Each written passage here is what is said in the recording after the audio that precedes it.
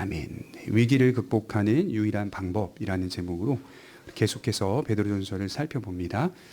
베드로전서가 마지막으로 이제 마무리되는 권면을 우리가 5장에서 들여다볼 수가 있는데, 우리가 이 시점에 처음부터 환기를 좀 시킬 필요가 있는 것 같아요. 이 편지는 처음에 1장 1절에 말하고 있듯이 본도와 갈라디아와 갑바도기아와 비두니아, 아시아에 있는 소아시아에 흩어진 나그네인 성도들에게 보내는 편지였다. 이렇게 이제 문을 열고 있습니다. 그들의 삶의 분위기는 어떠했는가? 제가 계속적으로 반복해서 말씀을 드렸듯이 초대교회 성도들의 삶의 분위기는 고난과 반대의 분위기였다라고 말씀을 드렸죠.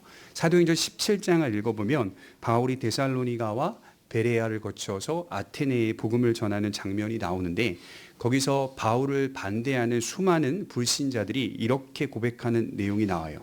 기독교 교회를 향해서 저들은 천하를 어지럽게 하는 종교다라고 하는 그 말씀을 하고 있는 내용이 나옵니다.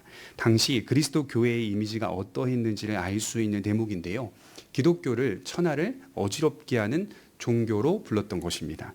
사실 가만히 생각해 보면 아테네의 수많은 우상들이 또는 아테네의 수많은 종교들이 오히려 천하를 어지럽게 만들고 있음을 알 수가 있는데, 바울이 설명하고 있듯이 기독교는 도리어 이 어지러운 천하의 모든 사상과 종교 가운데 이 모든 것을 배제하고 한 하나님과 하나의 신앙만을 가르치고 있으니, 이것은 어지럽게 만드는 것이 아니라 오히려 건전한 신앙의 일치를 가르쳐 주었던 것이죠.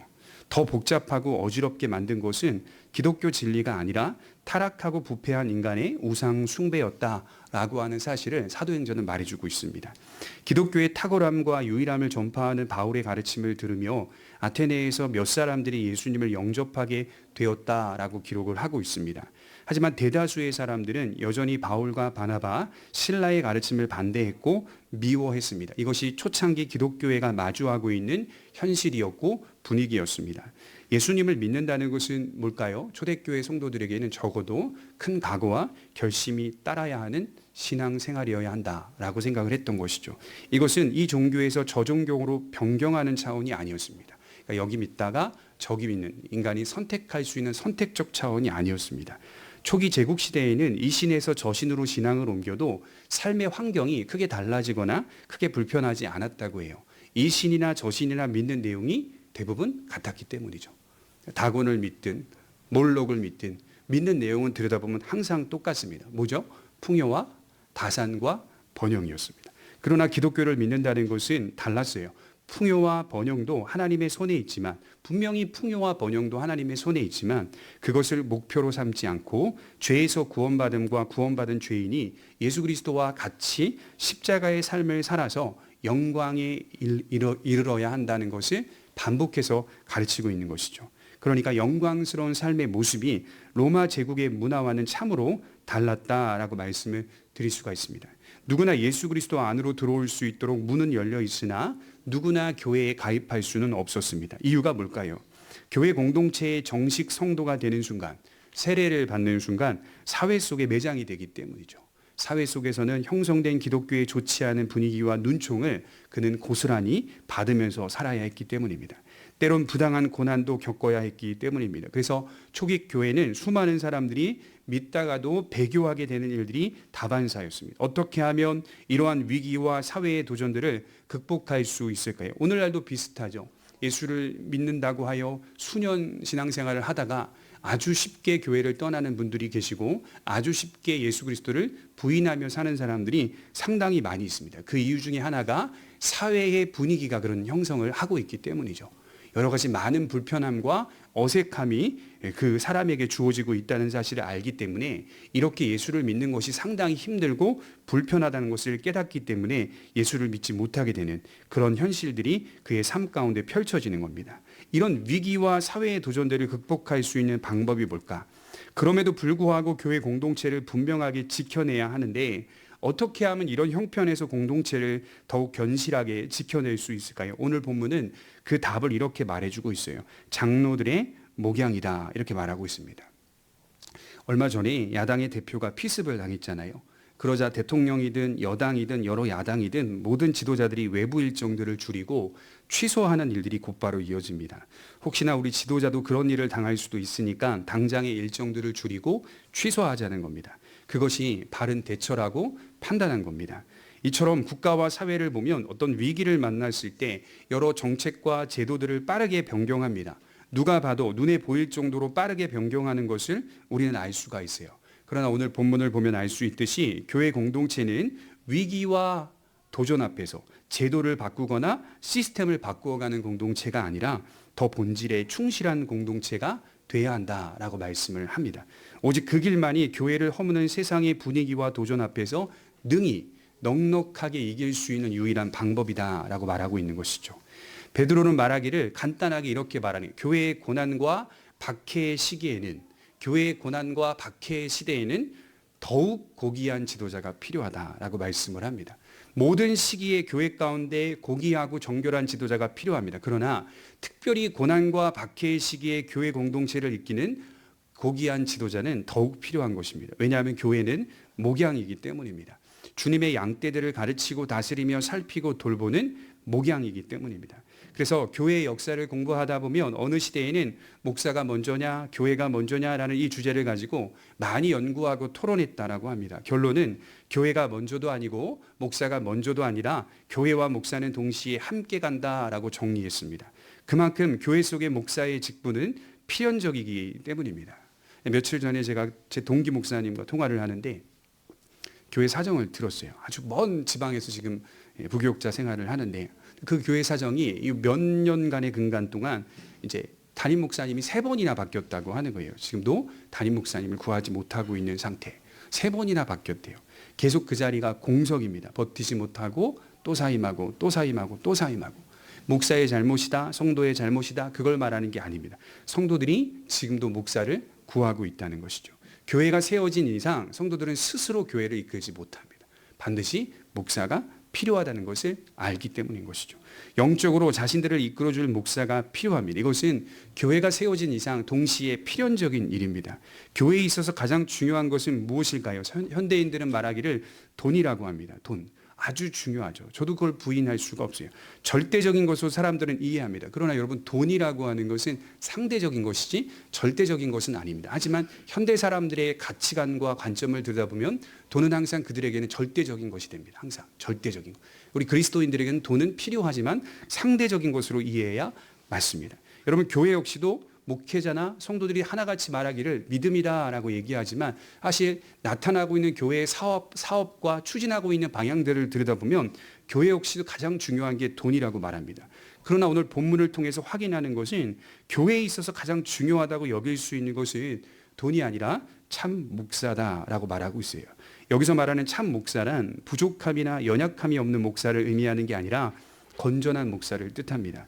목양의 본질을 붙잡고 영혼을 대하는 그런 목사를 의미하는 것이겠죠. 그래서 목사는 정말 중요한 직분이고 이 역할을 통하여 우리들의 영혼이 보살핌을 받는다라고 말씀을 드릴 수가 있어요. 그래서 오늘 본문은 두 주제로 나눌 수가 있는데 첫 번째 주제가 장로들에게 주는 교훈입니다. 1절부터 4절인데요. 우리 1절을 보겠습니다. 우리 1절 같이 읽겠습니다. 시작. 너희 중 장로들에게 권하노니 나는 함께 장로된 자요 그리스도의 고난의 증인이요 나타날 영광에 참여할 자니라. 자, 우선 장로라고 하는 이 호칭은 오늘날 목사를 의미하는 호칭입니다. 우리 교회를 장로교회라고 말하잖아요. 장로교회. 이 장로교회라는 뜻은 교회를 대표하는 성도들을 대표하는 장로가 모든 교우들을 치리해 간다. 하나님으로부터 위임받은 권세를 가지고 교우들을 말씀으로 치리해 간다라는 뜻을 갖기 때문에 장로교회, 신학적으로 좀 관심이 있는 성도들은 어떤 사람에게 당신 어느 교회 다니십니까? 라고 물어보면 저는 뭐 고백교회 다녀요. 저는 가까운 교회 다녀요. 저는 무슨 교회 다녀요. 이렇게 얘기하잖아요. 신학적으로 되게 교회의 중요성을 아는 사람들은 저는 장로교인입니다. 이렇게 말합니다. 보통은. 그래서 이걸 알고 있는 사람들은 저는 프레스비테리언, 저는 장로교파입니다. 장로교 사람입니다. 라고 분명하게 고백합니다. 종교개혁 이후의 시대에서는 많은 사람들이 이걸 굉장히 많이 강조해서 저는 장로교회에 다닙니다. 그만큼 성경적으로 분명합니다. 라고 하는 사실을 이렇게 강조하는 것을 볼 수가 있죠. 자, 장로교회, 그 이유는 하나님의 교회가 성도들을 대표하는 장로에 의해서 영적으로 다스림을 받기 때문입니다. 자, 장로교회는, 오늘날 현대의 장로교회는 두 종류의 장로로 구분을 하는데, 설교와 성례 그리고 목양을 전문적으로 힘쓰는 칠위 장로인 목사가 있습니다. 그리고 공동체 가운데 성도를 대표하는 장로인 일반 장로가 있습니다. 근데 문제는 뭐냐면요, 오늘 본문에 기록된 이 장로라는 단어는 초기 교회에는 두 장로로 구분을 못하고 있는 상황이었거든요. 이 구분이 되지 않는, 명확치 않는, 구분할 수 없는 상황이었거든요. 그러니 초기 교회에 나타나고 있는 장로라고 하는 이 직분은 목사 장로를 뜻합니다. 전문적인 사역자를 말하는 거예요, 대체로. 근데 이제 일반 장로를 피택할 때 이 본문을 사용하기는 합니다. 왜냐하면 원리와 성격이 비슷한 부분이 있거든요. 겹치는 부분이 있기 때문에 성도들이 피택하여 세운 일반 장로들도 이 원리와 정신 속에서 잘 받아서 교회 앞에서 설 수 있다라고 하는 그런 겹치는 의미는 있다라고 하지만, 분명한 것은 이것은 칠위 장로로서 베드로가 성도들에게 말씀을 전파하고 있는 가르침이라고 볼 수가 있습니다. 성경에서 기록된 초대교회의 장로들은 대체로 전문적인 사역자들을 의미합니다. 지금의 목사들을 가리킨다고 볼 수가 있는데, 다만 역사적으로 교회가 이제 태동하게 되었고 그것이 점진적으로 발전하고 확장하면서 교회 내에서 성경적인 직분들이 생기기 시작하여 역할들이 구분되기 시작합니다. 그래서 여러분들이 조심하셔야 할 것은 초대교회의 직분들이 완성된 상태가 아니다. 초대교회 직분들은요, 완성된 상태가 아니며 정의하기도 상당히 어려운 부분이 있습니다. 당연하죠. 이제 시작한 교회 공동체가 기구로 세워지고 제도화되는 것은 매우 부족했고 이제 시작이기 때문입니다. 그래서 우리는 그 직분의 본질과 성격과 정신과 원리를 지금 배우고 있는 것이죠. 예컨대 여기 장로라고 하는 이 호칭이 목사를 가리킨다고 말씀을 드렸는데, 그런데 다른 본문에서는 목사에 대한 호칭을 감독이라고도 부릅니다. 사도행전 20장 28절에 보면 여기에는 비숍이라고 나와요. 감독. 그러니까 목사를 장로라고 부르는 오늘 본문과 다르게 다른 본문은 감독이라고 불러요. 또한 다른 본문에서는 목사를 교회의 사자라고도 부릅니다.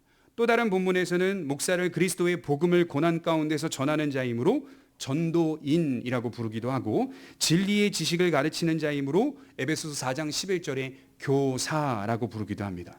나아가 하나님의 은혜의 말씀과 그리스도께서 세우신 규례를 지키는 자이므로 선한 청지기라고 부르기도 합니다.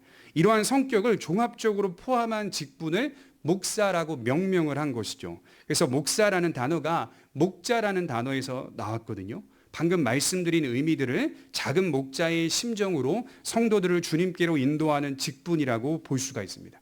그래서 목사하면 성경에 기록된 다양한 교회 지도자의 호칭이 종합적으로 서려 있는 직분이다, 이렇게 이해하시면 가장 건전하다고 볼 수가 있어요. 지금 베드로는 장로들에게 권면을 하기 전에 자신을 나타내고 있는데 뭐라고 나타내냐면 5장 1절에 자기를 사도라고 하지 않고 너희 중에 장로들에게 권하노니 나는 함께 장로된 자요라고 말씀을 합니다. 베드로가 자신을 뭐라고 표현하죠? 장로라고 표현하고자. 나는 함께 장로된 자요. 그런데 여러분, 베드로후서 1장 1절, 그 다음에 베드로후서가 나오잖아요. 베드로후서 1장 1절을 보면 베드로는 자신을 뭐라고 표현하냐면 나는 사도인 시몬 베드로다, 이렇게 시작을 합니다. 거기서는 또 자기를 사도라고 말하고 있어요. 그러나 오늘 본문은 사도라고 표현할 수 있었음에도 불구하고 그는 자신을 동료 장로라고 소개를 하고 있어요. 이게 무슨 의미일까요? 공동 참여하고 있다, 이런 뜻입니다. 하나님의 나라에 너희와 함께 동일하게 공동으로 참여하는 자로 서 있다는 사실을 강력하게 말하는 거죠. 교회의 일치와 연대를 뜻하는 의미입니다. 너희와 같은 사역을 감당하는 자로 서 있다는 사실입니다. 그러니까 내가 너희보다 받을 상급이 더 크다, 이런 의미가 아니라고요. 너희와 동등하게 사역을 감당하고 있다, 같이 귀한 사역들을 하고 있다라고 하는 측면을 강조하는 거예요. 이어서 나는 그리스도의 고난의 증인이요 나타날 영광에 참여하는 자니라 라고 말하며 예수님의 고난을 직접 보았던 증인으로 서 있고, 그렇기 때문에 이 고난의 길이 영광스러운 길이 될 것을 확신한다라고 말하고 있습니다. 이 무슨 말이냐면 너희가 지금 여러 가지의 반대와 어려움과 부당한 고난을 받으면서 신앙생활을 하고 있잖아. 나도 그렇단다, 그 얘기를 하는 거예요. 너희 5개 교회만 그런 것이 아니라 이 편지를 쓰면서 나도 다른 지역에 있지만 나도 그와 같은 삶을 살고 있단다 라고 말하면서 격려와 위로를 보내고 있는 것이죠. 아마도 지금 흩어진 나그네인 성도들이 믿음으로 인하여 당하는 고난의 그 길을 격려하고 위로하기 위해서 이 말씀을 하는 겁니다. 나 역시도 너희와 같이 변함없이 그 길을 가고 있다는 겁니다. 그러므로 교회를 허무는 도전 앞에서 마땅히 우리의 사역을 감당하자. 이 사역은 바로 목양의 사역이다. 장로들이 위기와 도전 앞에서 힘써야 하는 것이 바로 목양이라는 말입니다. 그럼 목양은 어떤 자세와 모습으로 나타나야 할까요? 세 가지를 말해주고 있는데 2절을 보시면 첫째 이렇게 말합니다. 양무리를 치라. 5장 2절을 보시면 너희 중에 있는 하나님의 양무리를 치되 억지로 하지 말고 하나님의 뜻을 따라 자원함으로 하며 더러운 이득을 위하여 하지 말고 기꺼이 하며.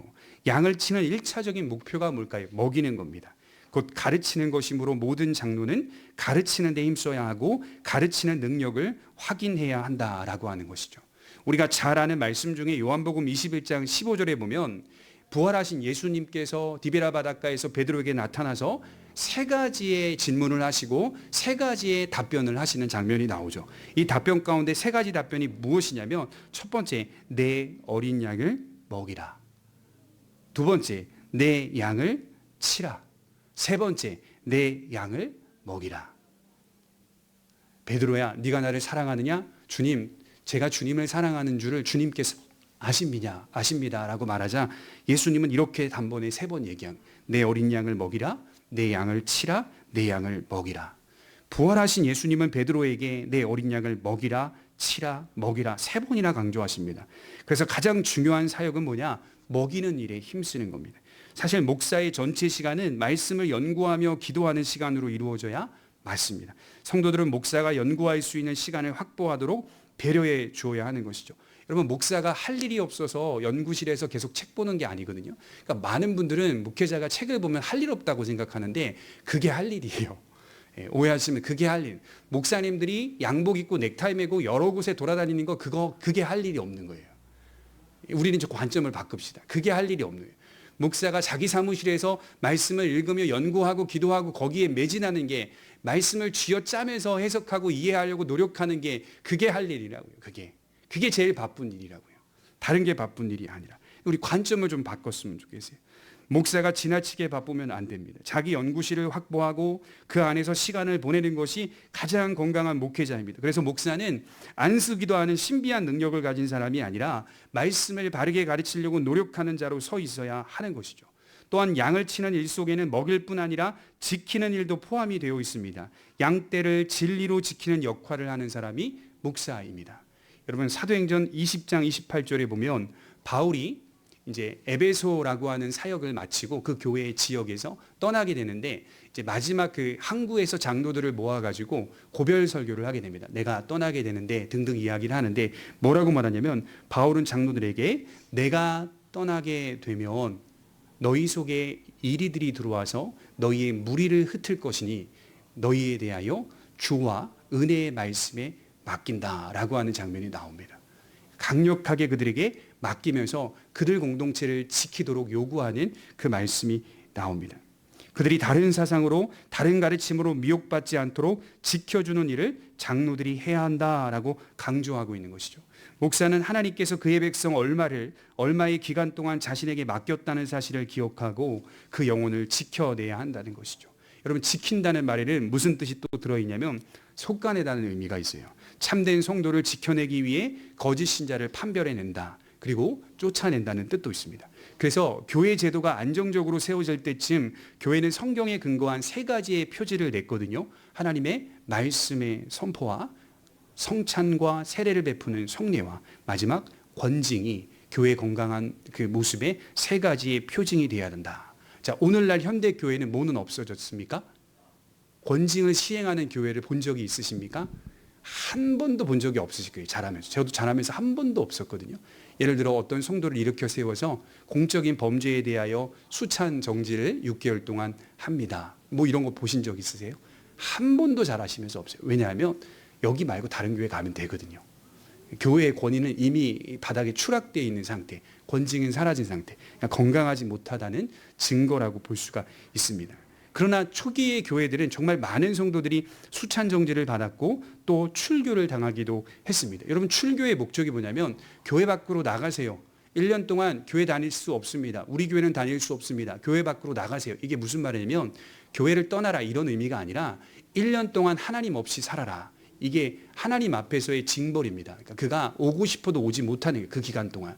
그러면서 그가 다시 돌아왔을 때 회개하여 교회는 그를 받아서 그가 하나님 없이 살았을 때의 그 아픔과 슬픔과 그 고됨을 깨달아가면서 하나님께 다시는 범죄하지 않고자 깨어있는 모습으로 서게 된다. 회개의 목적을 갖고 그를 출교하게 되는 일이 있다는 것이죠. 이것이 교회의 거룩성과 그의 백성들을 지켜내는 일이었다라고 볼 수가 있습니다. 이어서 부연해서 말하기를 이러한 사역을 억지로 하지 말라 2절은 또 말하고 있어요. 하나님의 양무리를 치되 억지로 하지 말고 하나님의 뜻을 따라 자원함으로 하며, 이 개역 한글에는 뭐라고 나와 있냐면 부득이함으로 하지 말고 이렇게 되어 있어요. 그러니까 하나님이나 사람의 판단이 무서워서 목양하지 말고 또는 지위나 명예를 잃을까 봐 두려워서 행하지 말고 오직 자원함으로 기꺼이 해야 한다. 무슨 뜻일까요? 간단히 말해 소명으로 하라는 말이에요. 소명. 당신이 받은 소명으로 이 직분을 맡았다는 사실을 기억하고 소명으로 하라. 목사 자신도 억지로 하게 된다면 그것은 양을 치는 게 아니라는 뜻입니다. 하나님은 사역자들을 억지로 세우시는 법이 없어요.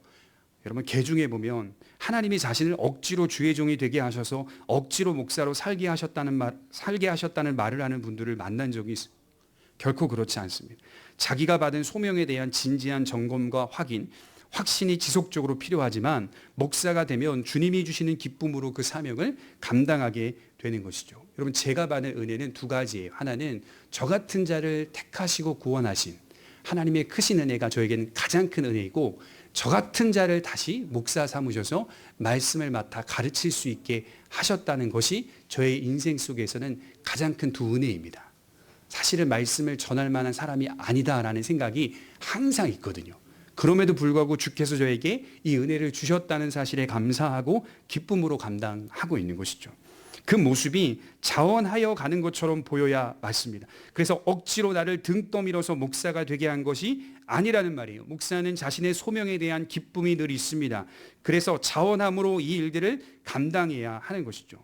그런데 여기 주의해야 할 점이 또 보여요. 개중에 어떤 목사들은 늘 기쁨으로 목양을 하는 것처럼 보입니다. 항상 에너지가 넘치고 긍정적이고 열심히 있어요. 저도 이제 노예 안에서 목사님들 만나보면 어떤 목사님들은 항상 에너지가 넘치고 긍정적이고 뭔가를 하려고 해요. 항상 성도들에게 열심히 있어요. 언제나 큰 계획을 세우고 시도하고 도전합니다. 그런 모습들은 저 자신이 봐도 목사들 가운데 인정받는 모습이고 부러운 모습이 분명히 있어요. 왜냐하면 저는 이렇게 연구하면요, 그 다음은 아무것도 못하거든요. 힘들어서. 그런 에너지가 별로 없거든요. 그런데 어떤 분들은 정말 긍정적이고 열심히 있고 에너지가 넘쳐요. 오늘 본문을 보십시오. 제한을 두고 있는데 뭐라고 말하냐면 자원을 하고 자발적으로 하되 하나님의 뜻을 따라 하라, 이렇게 말합니다. 자원을 하고 자발적으로 하는 것 자체가 하나님께서 원하시는 것은 아니라는 거예요. 그렇게 하면 하나님이 원하시는 목회자와 하나님이 원하시는 사역자다 이렇게 생각할 수가 없고, 자원을 해야 하는데 하나님께서 원하시는 뜻을 쫓으라 이렇게 얘기하고 있어요. 내가 원하는 목양을 하는 게 아니라 아이디어가 좋아서 어떻게든 사람들을 많이 모아서 울리고 웃기고 할 계획 세우지 말고 하나님이 원하시는 목양에 힘쓰라라고 하는 것이죠. 그러니까 자원하는 마음으로 한다고 해서 무조건 옳은 것은 아니다라고 하는 거예요. 자원한다고 해서 무조건 옳은 건 아니라는 거예요. 이것은 우리 모두가 함께 공유할 수 있는 의미인데요. 신앙생활에 대한 열심과 기쁨이 있더라도 주의해야 할 것이 있습니다. 내 뜻대로 하는 게 아니라는 거예요. 내가 원하는 신앙생활을 하기보다 주님이 원하시는 신앙생활을 하셔야 맞습니다. 자원함으로 하되 주님의 뜻을 따라 행하는 성도들이 되셔야 합니다. 그렇기 때문에 하나님의 말씀을 가까이 하고 기도하며 늘 자기를 점검할 수밖에 없습니다. 둘째로 베드로는 또 이렇게 권면하고 있어요. 더러운 이익을 위하여 하지 말라 이렇게 가르칩니다. 2절에 보면 더러운 이득을 위하여 하지 말고 기꺼이 하며. 여러분 반대로 한번 생각해 보면 깨끗한 이익이 있다는 말이에요. 더러운 이익을 위하여 하지 말라, 이 말은 결국 뒤집어 보면 깨끗한 이익이 있다 이 얘기를 하는 거예요.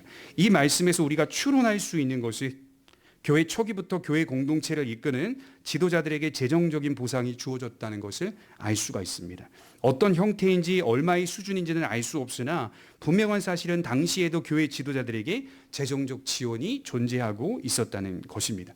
여러분 이것은 자연스럽고 당연합니다. 목양에만 힘써야 하기 때문에 교회가 지도자를 책임지는 것은 마땅한 겁니다. 그래서 고린도전서 9장 7절부터 14절에 보면 거기에 바울이 이렇게 말하는 장면이 나와요. 성전에 일을 하는 이들은 성전에서 나는 것을 먹으며 제단에서 섬기는 이들은 제단과 함께 나누는 것을 너희가 알지 못하느냐? 거기서 일하는 사람들은 거기서 나오는 것을 먹고 거기서 일하는 자들은 거기를 섬기기 때문에 제단에서 나오는 것을 먹는 것을 너희가 알지 못하느냐? 정당하다라고 하는 사실을 바울이 강조하고 있는 것을 볼 수가 있습니다. 하지만 이러한 수준을 벗어나서 오직 그 목적만을 두고 사역에 임해서는 결코 안 된다는 말입니다. 그렇게 되면 주님의 가르침과는 전혀 다른 모습이 돼버리는 거예요. 그러니까 목사의 섬김의 동기가 돈이 되어서는 안 된다. 그 얘기를 하는 거예요. 아주 직접적으로 이야기하자면 물질은 아니다. 동기가 물질은 아니다.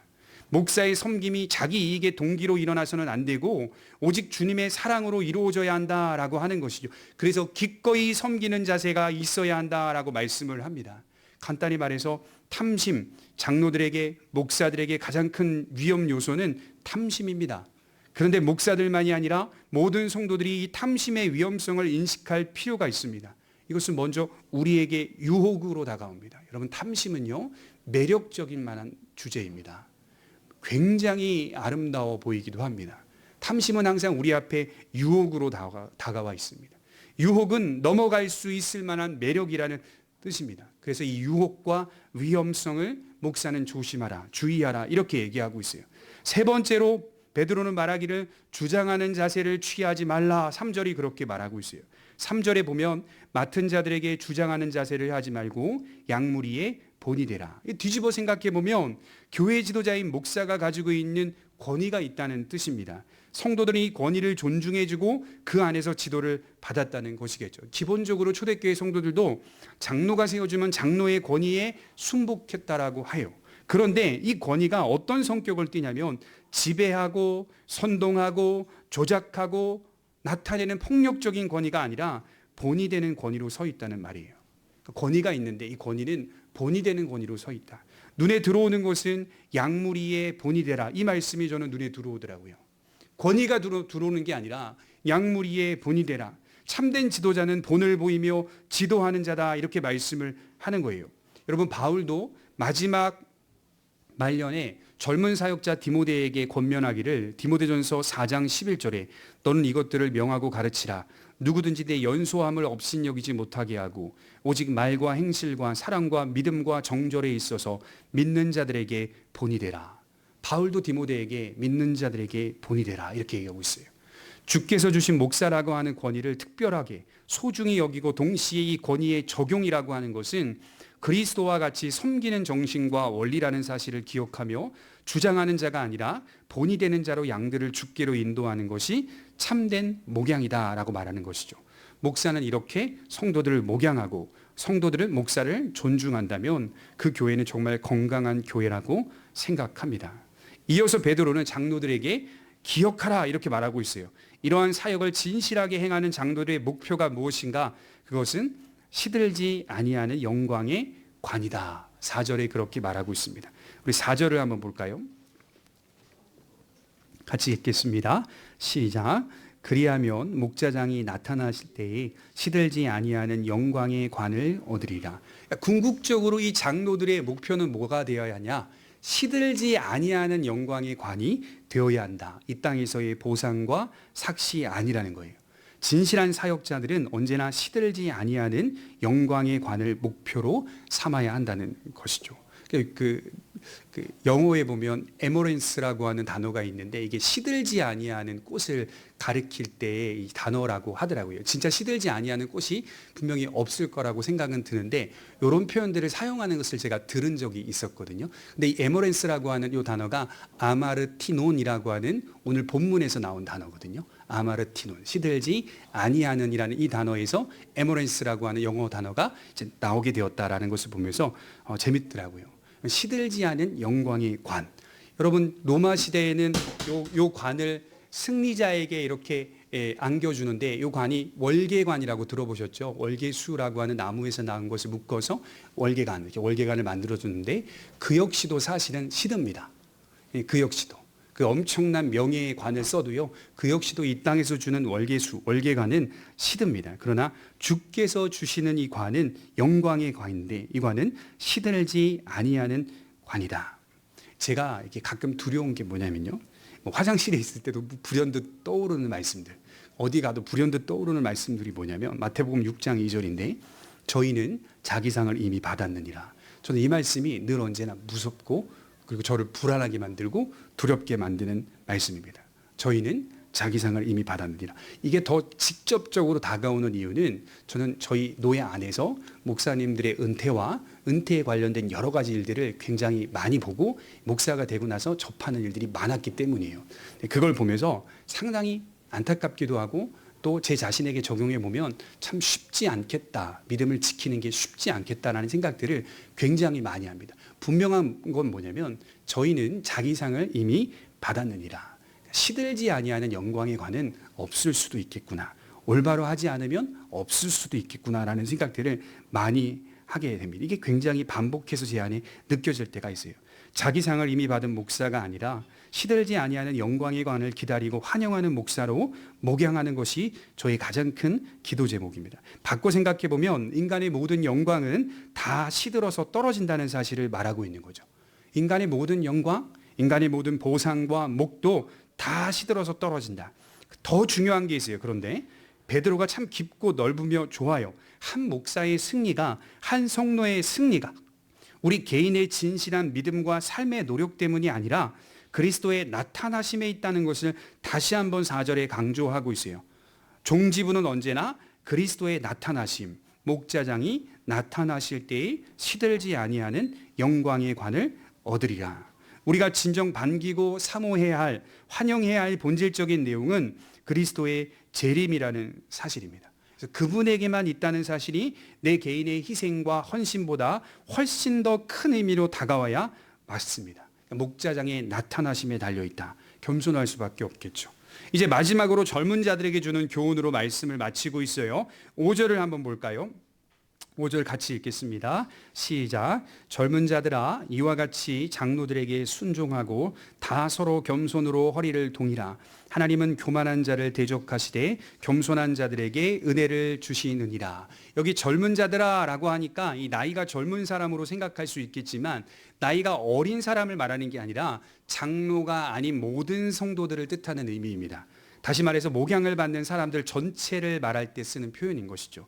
초대교회 공동체는 뿔뿔이 흩어져 있었기 때문에 교회의 직분자를 세우는 것이 매우 중요했어요. 왜냐하면 제도가 잘 확립돼 있으면 다양한 직분자를 세울 수 있었겠으나, 이제 시작하는 교회 입장에서 볼 때 무엇보다 우선적으로 장로라고 하는 직분을 세우는 것이 제일 시급했던 것입니다. 왜냐하면 이 장로를 중심으로 해서 공동체는 결집되기 때문인 것이죠. 그래서 바른 장로가 세워지는 것이 사도들에게는 큰 고민이었어요. 여러분, 지금도 한번 생각해 보십시오. 저희처럼 교회 조직이 잘 준비되지 못한 교회들은 우선적으로 목사가 세워지는 것이 시급합니다. 여러분, 목사는 어디 소속일까요? 교회 소속일까요? 노예 소속일까요? 목사는 노예 소속입니다. 노예 소속. 목사를 세우는 건 교회가 임명하지 않아요. 목사는 노예에서 저를 임명합니다. 안수하여 임명을 하고, 노예에서 파송을 받아, 원래는 파견을 받아서 각 지교회를 섬기게 되어 있습니다. 소속이 사실은 두 개예요. 하나는 지교회 소속이기도 하고, 또 목사를 관리 감독하는 것은 노예에서 하게 되어 있습니다. 그래서 문제가 생기면 항상 교회에서 저를 처리를 못하고 노예로 올라가서 노예에서 저를 처리하게 되어 있습니다. 노예 소속. 그러나 일반 장로부터 시작해서 권사, 안수집사, 서리집사 이런 분들에게 문제가 생기면 그건 교회에서 처리하게 되어 있습니다. 모든 일들을. 그러나 목사 자신은 노예에 소속되어 있기 때문에 노예에서 이제 목사를 세우고 임명하고, 목사가 교회를 세워서 목양을 하게 되어 있습니다. 제일 중요한 게 뭐냐? 제일 시급한 게 뭐냐? 교회 조직이 잘 준비되지 못해도 목사는 있어야 된다는 거죠. 목사가 시급하다는 겁니다. 그리고 목사는 전문적인 목양을 통하여 성도들과 함께 교회를 조직하게 됩니다. 오직 신앙에 따라 서리집사, 안수집사, 권사, 일반 장로가 세워지게 됩니다. 여러분, 직분이 세워질 때는요, 교회를 1년 다녔고 2년 다녔고로 세우는 거 아닙니다. 10년 다녔어도 교회 직분 세우는 거 아니에요. 교회는 믿음에 따라 세우는 겁니다. 그 사람의 믿음의 정도와 믿음의 성숙함을 보고 세우는 겁니다. 오직 유일한 기준은 믿음입니다. 믿음.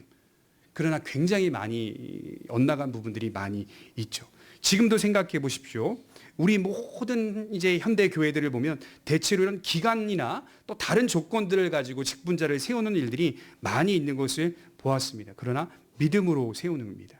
베드로는 진실한 장로 안에서 목양을 받는 성도들이라면 장로들에게 순종해야 한다라고 말씀을 하고 있어요. 권위와 지도력을 인정해 주라라고 말씀을 합니다. 그럼에도 불구하고 요지는 뭘까요? 5절을 자세히 보면 요지가 뭐냐면 다 서로 겸손으로 허리를 동이라. 이게 요지입니다. 이 일은 이렇게 목사의 지도력을, 목사의 권위를 인정하고 서로 사랑하며 교회를 세우는 이 일은 관계 속에서 서로 겸손해야 가능할 수 있는 일이다. 이렇게 얘기하고 있어요. 서로 겸손해야 가능할 수 있는 일이다. 서로 안에서의 겸손이 교회의 영적 질서와 제도를 만든다. 이렇게 말씀을 합니다. 그래서 교회는 영적이라고 하는 거예요. 권위도 영적인 권위이기 때문에 교권으로 통제하려고 하거나 억지로 하거나 할 수가 없습니다. 영적이라는 말은 예수님의 본을 따라 시행하는 권위이기 때문에 겸손을 뜻하는 거죠. 여러분 마태복음 20장 25절 한번 찾아보겠습니다. 마태복음 20장 25절입니다.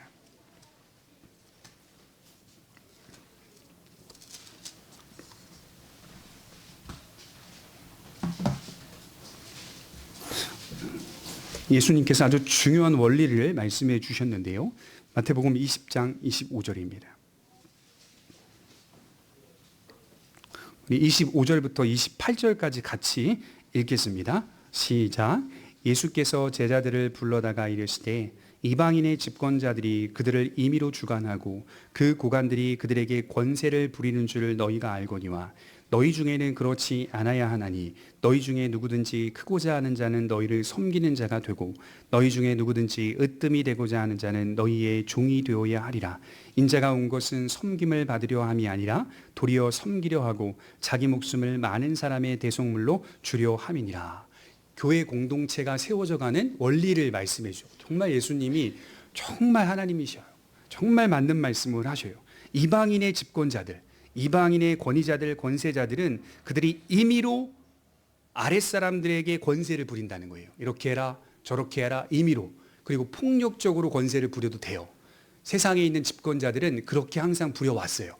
그렇게 사람들을 차별하고 그렇게 많은 사람들에게 수모를 주고 그래도 그들의 자리는 변함이 없어요. 왜냐하면 집권자로서의 그 자리를 지키고 있기 때문에. 예수님 뭐라고 말씀하시나요? 너희 중에는 그렇지 않아야 하나니. 성격이 전혀 다르다는 거죠. 교회 공동체는 전혀 다르다. 너희 중에 누구든지 크고자 하는 자는 너희를 섬기는 자가 되고 너희 중에 누구든지 으뜸이 되고자 하는 자는 너희의 종이 되어야 하리라. 왠지 알아? 내가 온 게 이렇게 가는 거예요. 주님이 정말 훌륭하세요. 본을 자신에게 항상 맞추세요. 인자가 온 것은 섬김을 받으려 함이 아니라 도리어 섬기려 하고 자기 목숨을 많은 사람의 대속물로 주려 함이니라. 이 모습이 우리 교회 공동체 안에 나타나야 할 모습이다라고 말씀을 합니다. 그리고 5절 하반절이 마무리하고 있듯이 하나님은 교만한 자를 대적하시되 겸손한 자들에게는 은혜를 주시느니라. 이 말씀은 상식적인 것입니다. 상식적이고 규칙적인 것이며 보편적인 것입니다. 교회는 겸손의 공동체다 이렇게 말씀을 하는 거죠. 교회는 교만한 사람이 설 자리가 없는 곳입니다. 교만이 설 자리가 없어요. 그래서 교회에서 교만한 사람은 이렇게 생각하시면 돼요. 하나님이 대적하는 사람입니다. 하나님이 대적하고 계십니다. 겸손한 사람들은 하나님이 은혜를 주시는 사람들입니다. 제가 이제 올해 나름대로 기도하면서 또 말씀을 준비하고 또 올해 기도하면서 첫째 주에는 하나님께서 우리 교우들에게 무슨 말씀을 주실까 이제 고민을 하면서 이제 따라왔잖아요. 저는 대체로 본문이 그 다음 본문 이렇게 이어가잖아요. 예상이 가능한 설교잖아요. 근데 오늘 2024년도 첫째 주에 첫 본문이 이제 목사에 대한 본문이 나온 거예요.